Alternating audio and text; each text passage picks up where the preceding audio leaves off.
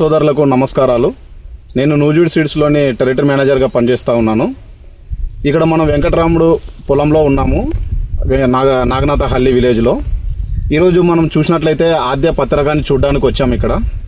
ఇక్కడ చూసినట్లయితే పత్తి పెరగడం కానీ, అలాగే ఇలాగా సైడు స్క్వైర్స్ అంటే కొమ్ములు కానివ్వండి, ఇక్కడ పత్తి స్టమ్ కానివ్వండి, కాయలు అనేవి జడ కాపులాగా దగ్గరగా కాపు, అలాగే సెకింగ్ పేస్ట్ అంటాం మనం, పచ్చిదోమ కానీ తెల్లదోమను కానీ బాగా తట్టుకుంటూ ఉంది.